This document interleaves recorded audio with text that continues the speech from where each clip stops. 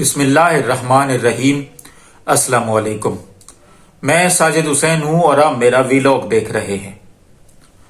آج میرا خیال یہی کہتا ہے کہ جو عدالتیں ہماری 130ویں نمبر پر تھیں انصاف کرنے کے معاملے میں، میرا خیال یہ ہے کہ آج وہ 136-37ویں نمبر پہ پہنچ گئی ہوں گی۔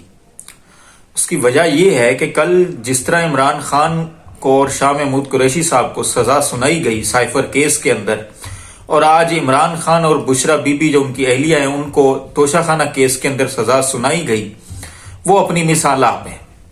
اب کل کی جو سزا سائفر کیس کے اندر سنائی گئی، ایک تو مجھے یہ سمجھ نہیں آتی، پہلے یہ لوگ کہتے تھے کہ سائفر آیا نہیں، عمران خان جھوٹ بول رہا ہے۔ جب 27 مارچ 2022 کو عمران خان نے جلسے میں وہ کاغذ لہرایا، اس کے بعد کہا گیا کہ نہیں سائفر تو آیا ہے لیکن مداخلت نہیں ہوئی۔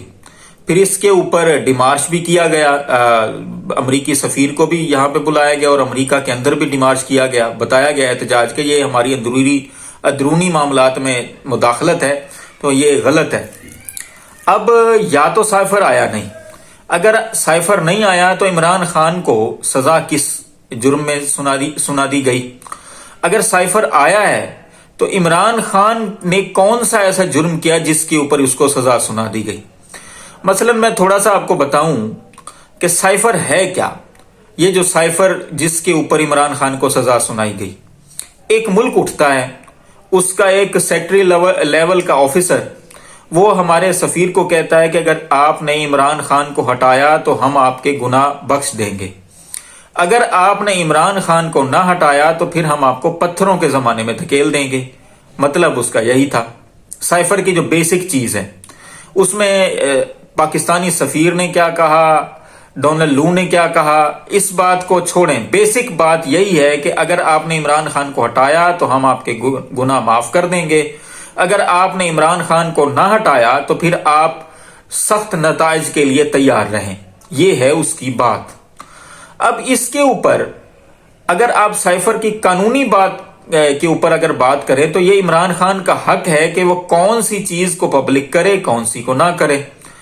اب ایک ملک آپ کے خلاف، آپ کی حکومت کے خلاف، جس کو آپ نے ووٹ دے کر منتخب کیا، اس حکومت کے خلاف سازش کرے اور وہ وزیر اعظم جو ہے وہ چپ کر کے بیٹھا رہے، وہ عوام کو نہ بتائے، یا دوسرے لفظوں میں یہ ایک بندہ آپ کو چپیڑے مار رہا ہے تو آپ کسی اپنے دوست بھائی کو بھی نہ بتائیں کہ یار یہ بندہ میرے ساتھ زیادتی کر رہا ہے، مجھے چپیڑے مار رہا ہے۔ تو یہ حالت ہے ان لوگوں کی۔ بدقسمتی ہماری یہ ہے کہ ایک ایسا ادارہ جو ویل ڈسپلن ہے، اس کے ڈی جی نے بھی، اس کے جو پبلک ریلیشن کا ڈی جی ہے، اس نے بھی یہ کہا کہ ہم حیران ہوئے، یہ کوئی سائفر تو آیا نہیں تھا، عمران خان نے کیسے بات کی۔ اب 28 مارچ کے بعد جو پہلی قومی سلامتی کی کانفرنس ہوئی، جس میں سارے آرمی چیف بھی، نیوی چیف بھی اور فضائیہ کے چیف بھی بیٹھے ہوئے تھے، سائفر وہاں پہ پڑھ کے سنایا گیا اور سب نے اس بات پہ اتفاق کیا کہ سائفر جو ہے وہ یہ اندرونی مداخلت ہے، لہٰذا اس پر ڈیمارچ کیا جائے۔ اب اس کے منٹ بھی موجود ہیں۔ بعد میں یہ کہا گیا عمران خان جھوٹ بول رہا ہے، سائفر تو کوئی آیا نہیں۔ پھر عمران خان کے اوپر یہ بھی الزام لگا کہ سائفر عمران خان نے چوری کر لیا ہے، سائفر آیا تو تھا لیکن اس نے چوری کر لیا ہے۔ اب سائفر اگر چوری ہوا تھا، جنرل سی بات ہے، 22 اپریل 2022 کو شہباز شریف نے پھر سائفر کے اوپر میٹنگ کیوں کی تھی قومی سلامتی کی؟ دونوں میٹنگز کے اندر اس بات پر فیصلہ ہوا کہ یہ سائفر ہمارے اوپر مداخلت ہے۔ اب بات چلتی ہے، بات بنتی ہے، عمران خان کے اوپر کیس چلتے رہے، کیس کا رزلٹ نہ نکلا، تو پھر 15 اگست کو فائنلی سائفر کیس کے اندر عمران خان کو گرفتار کر لیا گیا۔ عمران خان کو پتہ ہی نہیں تھا اس بات کا۔ القصہ مختصر کہ سائفر کیس کے اندر سزا سنائی گئی، 12 گھنٹے کی ایک سماعت ہوئی، اور دوسرے دن اٹھ کے جج صاحب نے اپنا نام تاریخ کے گٹر میں لکھوانے کے لیے جج صاحب آئے، اور جج صاحب نے کہا کہ عمران خان صاحب اور شاہ محمود قریشی صاحب آپ روسٹرم پہ آئیں۔ انہوں نے کہا کہ آپ 342 کا بیان جو آخر میں جب یہ ٹرائل ہو جاتا ہے تو لیا جاتا ہے۔ اب عمران خان صاحب نے تو یہ کہا کہ جب جج صاحب نے ان سے یہ پوچھا کہ سائفر جو ہے وہ کہاں ہے، کہ سائفر تو میری ذمہ داری نہیں تھی، وہ تو میرے اسٹاف کی ذمہ داری تھی. 3.5 سال میری حکومت رہی, ایک بھی ڈاکومنٹ چوری نہیں ہوا, یہی سائفر چوری ہوا. اور بعض لوگ یہ رپورٹ کر رہے ہیں کہ عمران خان صاحب اور شاہ محمود قریشی نے یہ بھی بتایا کہ سائفر جو ہے وہ جنرل باجوہ کے کہنے پہ چوری کیا گیا. اب دیکھنے کی بات یہ ہے کہ یہ ہمارے ادارے کے اندر سے سازش کی گئی حکومت کی گرانے کے لیے. اب یہ بات دیکھنے کی بات یہ ہے کہ عمران خان اور شاہ محمود قریشی کو 10 سال قید مشقت کی سزا سنا دی گئی. جس طرح سنائی گئی وہ بھی بات آپ کو پتہ چل گئی ہوگی. میں آپ کو بتاتا ہوں کہ عمران خان صاحب کے وکیل بھی نہیں تھے اس میں. جو گواہ عمران خان صاحب کے خلاف جو آئے تھے ان کے اوپر ان کے وکیلوں نے جرح کرنی تھی, وہ بھی ان کے وکیلوں نے نہیں کی. یعنی کہ ایک دن اگر ان کے وکیل نہیں آئے تو یہ جو جج صاحب ہیں انہوں نے اسٹیٹ کونسل قائم کر کے عمران خان صاحب کو اور شاہ محمود قریشی صاحب کو سرکاری وکیل دے دیے. اور آپ کو پتا ہے کہ سرکاری وکیل صرف خانہ پوری کرتے ہیں, باقی کسی کے حق میں دفاع تو نہیں کرتے کسی کا. بہرحال انہوں نے جرح کی جناب, ایک ہی رات کے اندر 2 راتوں کے اندر 25-26 گواہان سے سب کی جرح کر لی اور کل عمران خان کو سزا سنا دی گئی. آج توشہ خانہ کیس کے اوپر بھی عمران خان اور عمران خان کی اہلیہ بشرا بی بی کو 10 سال اور عمران خان کو 14 سال کی سزا سنا دی گئی. جو جرم انہوں نے کیا ہی نہیں اس کے اوپر ان کو سزا سنا دی گئی, جبکہ زرداری ہو, نواز شریف ہو, مریم نواز ہو, بلاول ہو, باقی لوگ ہوں, انہوں نے توشہ خانہ سے گاڑیاں تک نکلوائی ہوئی ہیں جن کا الاؤ ہی نہیں ہے. لیکن مسئلہ یہی تھا کہ عمران خان صاحب کے ووٹرز کو توڑنا ہے, عمران خان صاحب کو توڑنا ہے, عمران خان صاحب کو سیاست سے الگ کرنا ہے, عمران خان صاحب کو اس سارے کھیل سے الگ کرنا ہے جو کہ عمران خان نہیں ہوئے. اب بشرا بی بی بھی اڈیالہ جیل پہنچ گئی ہیں. انہوں نے بھی اپنی گرفتاری دے دی ہے کہ اگر میرا خاوند اگر چور اس کو چوری کی سزا سنا دی گئی تو میں بھی جو ہے وہ مجھے بھی سزا سنائی, میں جو ہے وہ گرفتاری خود دیتی ہوں. انہوں نے گرفتاری دے دی. اس کا اثر کیا ہوگا اس پر بھی بات کرتے ہیں. اور سائفر کیس کے معاملے پر میں آپ سے ایک سوال بھی پوچھوں گا, بلکہ ابھی پوچھ لیتا ہوں کہ آپ نے جتنی بھی باتیں سنی اور جتنی بھی آگے سنیں گے, آپ نے باقی ویڈیوز بھی سنی, کون جیتا اور کون ہارا؟ میں آپ کو سائفر کیس کا پہلے بتا دوں, جو ہی جج صاحب نے سائفر کیس کی سزا سنائی جج صاحب بھاگ گئے. یعنی کہ جج صاحب نے شاہ محمود قریشی صاحب کا 342 کا بیان بھی نہیں لیا. وہ سزا سناتے کہ جی میں آپ کو دونوں کو 10 سال کی سزا سناتا ہوں, اور ایسے رفو چکر ہوئے جس طرح وہ کسی کے پیچھے کوئی بندہ لگ جائے تو وہ جوتا چھوڑ کے بھاگ جاتا ہے. اسی طرح جج صاحب بھی بھاگے. اور جو بشیر صاحب ہیں, جج بشیر صاحب جنہوں نے توشہ خانہ کیس کے اوپر سزا سنائی, ان کا یہ ہے کہ وہ کل سماعت کرتے کرتے بے ہوش ہو گئے. اب انہوں نے پہلے کوشش بھی کی کہ میں اس کیس میں نہ پڑھوں, میں چھٹیاں لے لوں, لیکن 2011 سے لے کے اب تک یہ اسٹیبلشمنٹ کا اور باقی لوگوں کا مہرہ بنے رہے اور بہت سارے لوگوں کو انہوں نے سزا سنائی.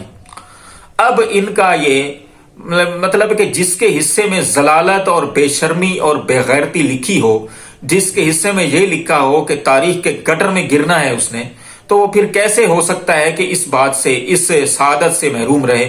تو جج صاحب بشیر صاحب بھی آج آئے اور انہوں نے بھی عمران خان اور بشرا بی بی کے وکیلوں کو جرح کرنے کی اجازت نہیں دی, حق چھین لیا انہوں نے, جس طرح یہ سائفر کیس میں ذوالقرنین صاحب نے حق چھینا. مطلب ذوالقرنین صاحب کو یہ عمران خان کہتے رہے کہ یار یہ 342 کا بیان جب تک میرے وکلاء نہیں آئیں گے میں نہیں دوں گا, لیکن جج صاحب نے اس کے اوپر بھی کوئی بات نہیں کی, ان کو کوئی حق نہیں دیا. وکلاء جب پہنچے انہوں نے جج صاحب پہ عدم اعتماد کیا, لیکن جج صاحب نے ان کی بات بھی نہیں مانی کہ جی میں ہی یہ کیس سنوں گا, میرا ہی یہ حق ہے اور میں ہی عمران خان کو سزا دوں گا. ظاہر سی بات ہے پیچھے سے ڈنڈا آیا ہوا ہو تو پھر اسی طرح کی بات ہی ہونی ہے نا. جج صاحب ضمیر, قیامت, اللہ اس کا رسول, ان لوگوں کے لیے یہ کوئی معنی نہیں رکھتا. انہوں نے جو سزا سنائی, عمران خان کو سزا سنائی جو کسی بھی عدالت میں سٹینڈ نہیں کر سکتی. اس کیس میں خاص طور پر سائفر کیس کے اندر جب عمران خان کو جج صاحب سزا سنا رہے تھے تو واحد یہی عمران خان تھا جو مسکرا رہا تھا. ہنستے مسکراتے ہوئے اس نے سزا سنی اور جج صاحب کو جو ہے نا وہ بھاگتے ہوئے بھی اس نے دیکھا. اب یہ اس پر آپ فیصلہ کر لیں اپنے دل کے اندر کہ کون بزدل ہے اور کون بہادر.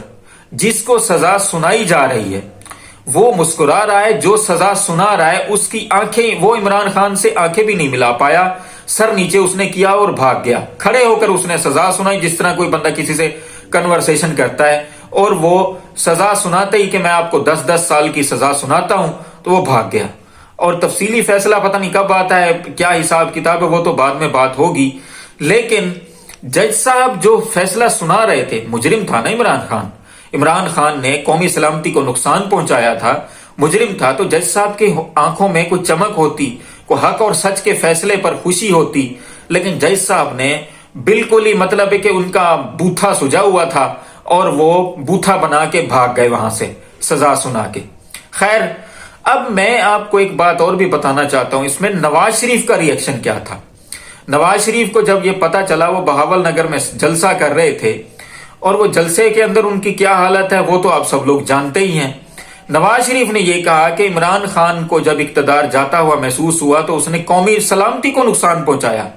سن لیں، نواز شریف نے عمران خان کے اوپر کہا کہ یہ بندہ جو ہے وہ بڑا خطرناک ہے، اس نے پاکستان کو نقصان پہنچایا، جبکہ میرے اوپر کتنے ظلم ہوئے، میں نے کوئی بھی قومی سلامتی کو نقصان نہیں پہنچایا۔